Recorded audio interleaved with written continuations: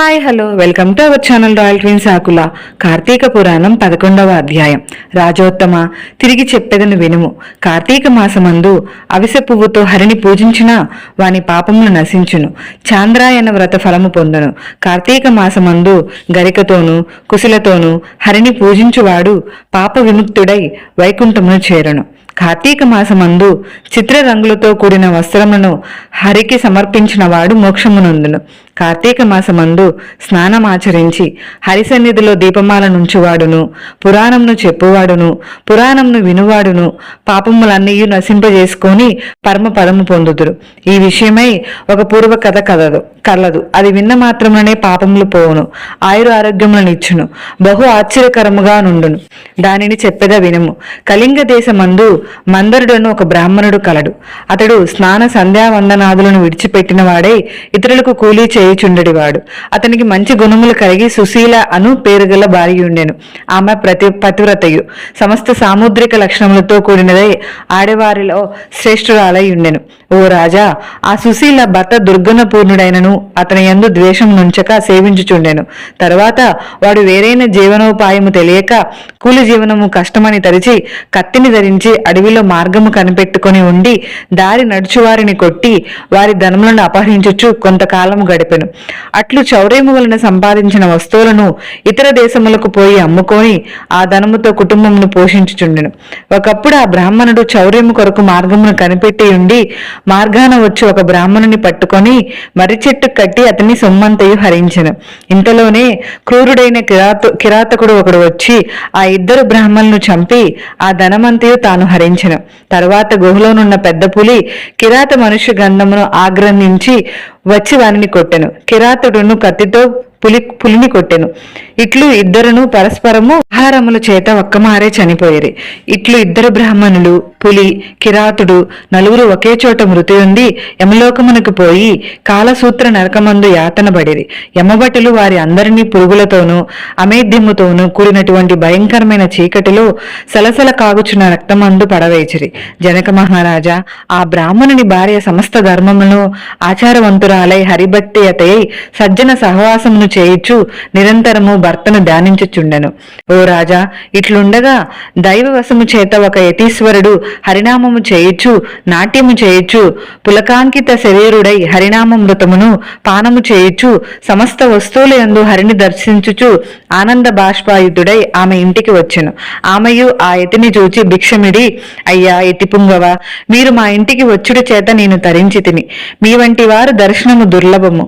మా ఇంటి వద్ద నా భర్త లేడు, నేనొక్కదాననే పతిదానము చేయుచున్నదానను.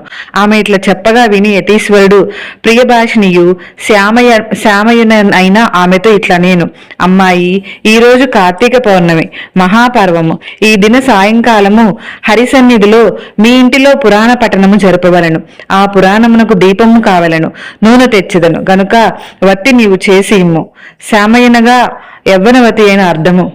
యతీశ్వరుడు ఇట్లు చెప్పగా ఆ చిన్నది విని సంతోషముతో గోమయము తెచ్చి ఆ ఇల్లు చక్కగా అలికినదై అందు 5 అంగులతో ముగ్గులను పెట్టి పిమ్మట దూదిని పరిశుద్ధము చేసినదై ఆ దూదిచో 2 వత్తులను చేసి నూనెతో యతీశ్వరుని వద్ద వెలిగించి స్వామికి సమర్పించెను. ఆ చిన్నది దీపపాత్రను వత్తిని తాను ఇచ్చినందుకు యతీశ్వరుడు చాలా సంతోషించి దీపమును వెలిగించెను. యతియు ఆ దీపమునందు హరిని పూజించి మనశుద్ధి కొరకే పురాణ పఠనం ఆరంభించెను. ఆమెయు ప్రతి ఇంటికి పోయి పురాణ శ్రవణముకు రండని చాలా మందిని పిలుచుకుని వచ్చి వారితో సహా ఏకాగ్ర మనస్సుతో పురాణమును వినెను. తర్వాత యతీశ్వరుడు యథేచ్ఛగా పోయెను. కొంతకాలమునకు హరిధ్యానము చేత జ్ఞానమును సంపాదించుకొని ఆమె మృతి నొందెను. అంతలో శంఖ చక్రాకృతులను, చతుర్బాహులను, పద్మాక్షులను, పీతాంబరదారులనైన విష్ణుదూతులు దేవతల తోటలోనున్న పుష్పములతోనూ ముత్యాలతోనూ పగడములతోనూ రచించిన మాలికలతోనూ వస్త్రములతోనూ ఆభరణములతోనూ అలంకరించబడిన విమానమును తీసుకొని వచ్చి సూర్యుడి వలె ప్రకాశించడి ఆ విమానమందు ఆమెను ఎక్కించి జయ జయ ధ్వనులతో కరతాళములు చేయుచు చాలా మంది వెంటరాగా వైకుంఠ లోకమునకు చేరెను. ఆమె వైకుంఠమునకు పోవచ్చు మధ్య మార్గము నరకమును చూచి అచ్చట తన పతి నరకం నందు ఉండుటకు ఆశ్చర్యమైంది.